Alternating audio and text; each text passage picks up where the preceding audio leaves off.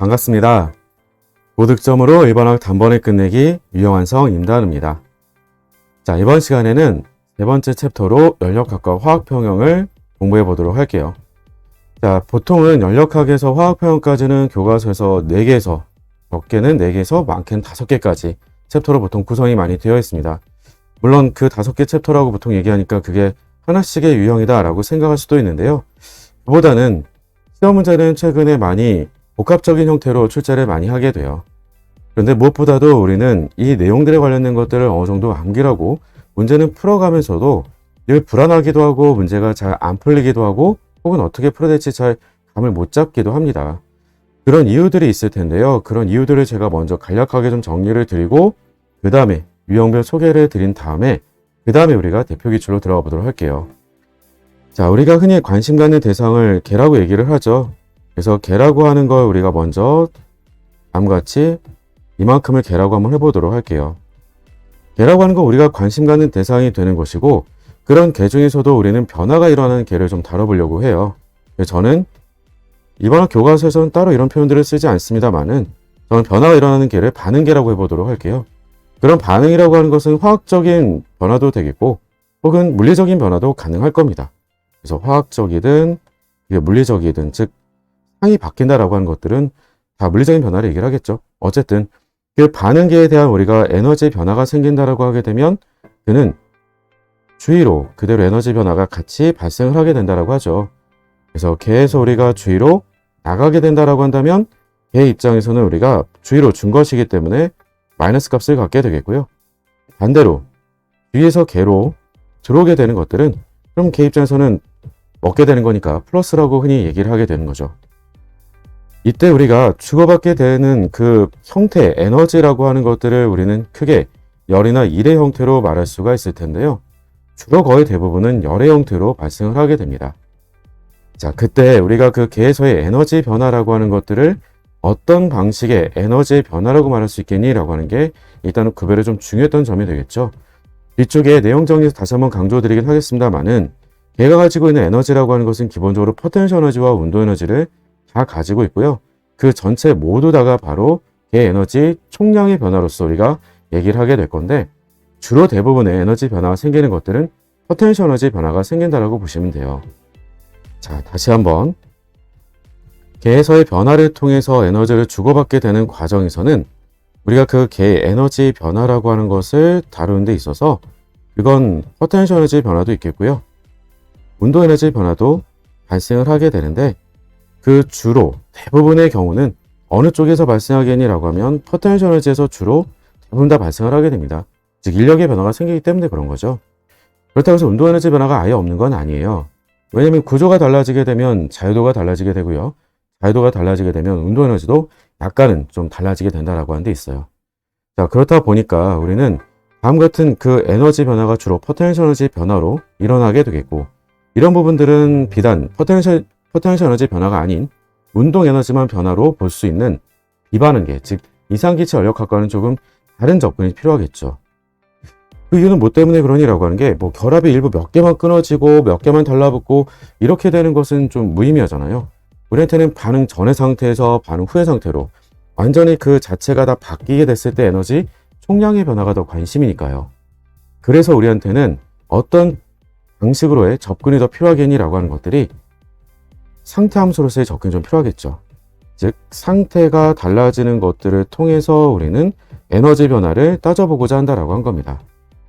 따라서 그 상태라고 하는 것은 다름이 아니라 바로 반응물이라고 하는 상태와 생성물이라고 하는 상태에 대한 에너지 변화로서 표현해주면 그만이겠고 그러니 중간의 과정에 해당되는 것들은 우리한테는 크게 의미가 없다는 데 있겠죠. 따라서 그 에너지 총량의 변화로서 우리는 엔탈피라고 하는 새로운 하나의 정의로서 이 에너지 변화를 쓰겠다라고 했던 것이고 그 말이 곧 갖는 의미는 개가 가지고 있는 엔탈피 총량이 반응물에서 생성물로 바뀌었으니까 생성물이 가지고 있는 에너지 총량에서 반응물이 가지고 있는 에너지의 총량을 빼준 그 차이만큼이 에너지 변화가 생기겠고요. 그 과정에서 우리는 엔트로피도 같은 방식으로 설명해 줄 수도 있겠죠. 따라서 개가 가지고 있는 엔트로피 총량이 바뀌는데 바뀌었다면 생성물이 있겠고 바뀌기 전이었다라고 하면 우리는 반응물이 있을 테니까 반응물의 무질서한 정도의 총량에서 생성물이 가지고 있는 무질서한 정도의 총량으로 바뀐 그 변화량까지도 우리가 같은 방식으로 상태함수로서 우리가 따져볼 수 있겠다라고 하는 거예요. 그럼 그 결과들이 과연 자발적으로 변화가 생길 건지 따져볼 수 있겠냐라고 하는 거죠. 즉 자발적인 변화다라고 하는 것을 따져보기 위해서는 연력학 제2법칙인 그 변화라고 하는 것들이 자발적으로 발생할 때는 우주 전체의 무질서도를 증가시켜주는 방향으로 변화가 생긴다라고 하는 거잖아요. 그래서 그걸 우리가 개에 대한 에너지 변화로 바꿔주게 되면 자에너지 변화로서 설명할 수가 있겠고 자에너지 변화로서도 마찬가지라는 거예요. 그래서 우리가 생성물의 자에너지 총량에서 반응물이 가지고 있는 자에너지의 총량을 빼준 것에 대한 의미가 곧 우리가 자에너지 변화로서 그 개의 자발성 여부까지도 같이 판단이 가능하다는 거죠. 다만 이때 우리가 이렇게 주의와 주고받게 되는 것들을 판단해주는 그 과정에서 즉 개에서의 우리가 그 변화에 대한 것들을 판단하는 그 과정에 대해서 따져주게 됐을 때요. 그때 에너지만큼의 크기로 똑같이 주고받게 되는 것들을 설명하게 되는 게 연력학 제1법칙이었던 거죠. 즉 만약에 우리가 델타 H만큼의 크기로서 열의 형태로만 바꿔서 표현 쓴 것뿐인 거죠. 실은 열과 일의 형태로 우리는 개가 주위로 주고받게 될 건데 그 열의 형태로만 바꿔서 표현 써주게 되면 우리가 흔히 알고 있는 대로 압력 일정할 때 출입하게 되는 열의 크기로서 바꿔서 우리는 간단하게 한 번에 묶어서 쓰자라고 했던 것뿐인 거고요. 그 덕분에 만약에 개가 발열 반응으로 개가 주위로 준다라고 하면 그 준 것만큼 개는 그대로 받겠지라고 하는 게 되겠죠. 그러면 그 말인즉슨 우리가 개에 대한 엔탈피 변화에 대한 도를 가지고 그대로 주인은 그만큼 받게 되겠고 그 말의 의미가 어떤 것으로 연결되겠니라고 하면 그 말의 의미가 개에서의 변화를 통해서 주위로의 무질서도 변화가 달라지는 것들을 설명할 수 있겠다라고 하는 거죠. 즉 주위라고 하는 부분에 에너지 총량의 변화에 어차피 개에서 변하는 것과 부만 반대라고 얘기해주면 그만인데 그 덕분에 주위의 무질서도가 같이 바뀔 수 있겠다라고 한 거예요. 이 부분은 나중에라도 다시 한 번 더 언급을 드리겠지만 어떤 것과는 상관이 없겠니라고 하는 건 여러분이 잘 알고 계신 대로 주위에서의 무질서도 변화하고 개에서의 무질서도 변화라고 하는 것은 서로 무관해요. 이건 상관이 없죠. 즉 주위에서의 무질서도 변화라고 하는 것은 연력학 제1법칙과 연계되어 있는 반응 엔탈피의 변화, 즉 개에서의 출입하게 되는 열을 통해서 우리가 마이너스의 델타 H, 물론 개에서의 에너지 총량 변화가 되겠고요. 그리고 그때 주어진 온도로서 우리가 나타내 주겠다라고 하는 거겠죠. 물론 이런 것들을 쓸 때는 당연히 어떤 조건인 거니? 라고 하면 압력이 일정할 때 조건이에요. 그래서 압력이 일정할 때 개에 출입하는 열을 통해서 우리가 주위의 무질서도를 판단할 수 있겠다라고 하는 거고요. 마찬가지가 되겠죠. 만약에 개가 주위로부터 플러스로 열을 흡수해서 먹는다라고 한다면 그 개의 에너지 변화에 대해서 보를 반대로 바꿔서 써준 덕분에 우리는 그러면 주위의 무질서도는 감소가 되는 방향 쪽으로 플러스가 되는 거니까 뒤에 델타 H가 플러스라서 주위의 무질서도는 우리가 마이너스 값으로서 무질서도가 감소된다라고 말할 수 있을 거예요.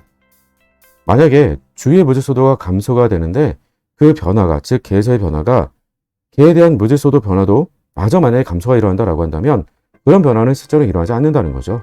왜냐하면 그렇게 되면 우주 전체의 무질서도가 감소가 되는 거니까요. 다만 그건 우리가 우주 전체로 봤을 때 어느 하나의 방향, 즉 개 기준에서 어떤 방향을 기준으로만 얘기를 하게 되는 것들이니까 반대 방향으로 또 얘기를 해주게 되면 또 반대로 우리는 설명도 가능할 겁니다. 그런 구체적인 내용들은 뒤에 와서 제가 다시 한번 당부를 드릴 테니까요.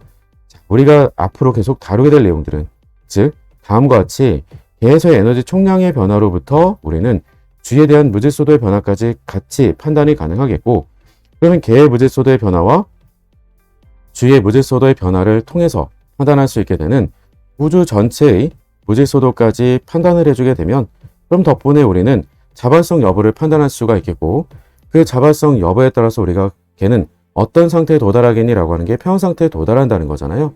그럼 그 평형 상태에 도달하게 되는 내용들은 결국 양적 관계에 관련된 부분들을 주로 같이 평형상수와 같이 묶어서 물어보게 돼 있다라고 하는 거고요.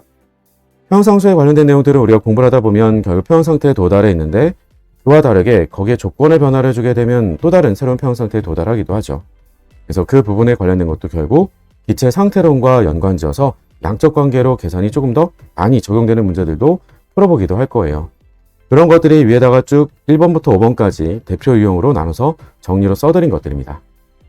자, 다른 단원들보다도 유독 앞부분에서 개에 대한 기본적인 이해라고 하는 것들이 우리한테는 결국 포텐셜 에너지의 변화가 일어나는 것들을 다루려고 하는 것이고, 그러니 상태함수로서의 접근이 대단히 중요한 거구나 라고 하는 것에 초점을 맞춰서, 즉 똑같은 연력학 법칙이지만 나의 관심되는 대상의 개가 비반응 개가 아닌, 이상기체가 아닌 바로 밤에 일어나게 되는 기체들에 대한 얘기들이라고 한다면 거기에 맞게 연력학 법칙을 적용시켜주는 것이 대단히 중요하다라고 하는 겁니다.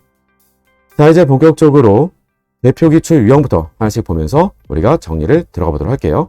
지금 시작합니다.